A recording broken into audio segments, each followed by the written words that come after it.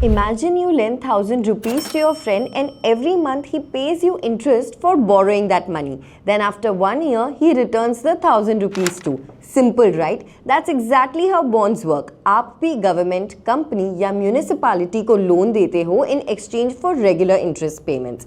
Hello and welcome to the third part of our series, Finance Fun House with Yes Securities. In today's episode, we will learn about bonds and their types. If terms like fixed returns and low risk catch your attention, then you will want to listen closely. तो bond होता क्या है? In the simplest terms, it's like a loan you give to a government or corporation.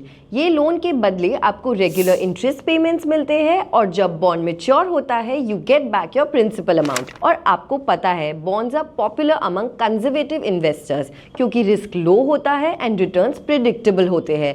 अगर आपको stocks की volatility से दूर रहना है, बॉन्ड्स एक ऑप्शन बन सकता है। दे आर अ की part of a well balance portfolio क्योंकि डाइवर्सिफिकेशन से आप अपना ओवरऑल रिस्क को मैनेज कर सकते हो। अब बॉन्ड्स भी अलग अलग टाइप्स के होते हैं जो आपके इन्वेस्टमेंट गोल्स पर डिपेंड करता है। गवर्नमेंट बॉन्ड्स जैसे गवर्नमेंट सिक्योरिटीज जो आरबीआई इश्यू करती है, ये सबसे सेफ ऑप्शन होती है क्योंकि ये सरकार की तरफ से होती है और डिफॉल्ट का रिस्क बिल्कुल मिनिमल होता है।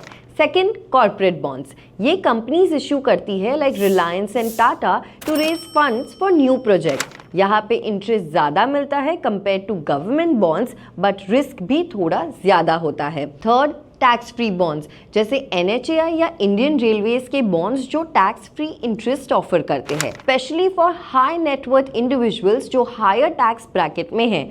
टैक्स का टेंशन ही नहीं। Fourth, sovereign gold bonds. Government of India के द्वारा इश्यू किए जाते हैं ये बॉन्ड्स जो आपको गोल्ड में इन्वेस्ट करने का मौका देते हैं बिना फिजिकल गोल्ड लिए। And fifth, perpetual bonds. ये बॉन्ड्स का मैच्योरिटी डेट नहीं होता है, मतलब आपको इनडेफिनेटली इंटरेस्ट मिलता रहेगा। बैंक्स और फाइनेंशियल इंस्टीट्यूशंस ये इश्यू करते हैं to strengthen their capital base. लेकिन बॉन्ड्स बिल्कुल रिस्क फ्री भी नहीं होते। कॉर्पोरेट बॉन्ड्स में डिफॉल्ट का रिस्क होता है जो आपका पैसा खतरे में डाल सकता है। इसके अलावा कुछ फीस और चार्जेस भी होते हैं जो आपके रिटर्न्स को इम्पैक्ट कर सकते हैं। फीस स्ट्रक्चर अलग अलग बॉन्ड्स के लिए वेरी करते हैं और हम इसके डिटेल्स आने वाले एपिसोड में कवर करेंगे। Stay tuned for the next episode where we will break down the different types of bonds you can invest in from government to corporate. Keep following Yes Securities, choice of the wise, and don't forget to share with anyone who needs to understand safe investments. See you in the next episode.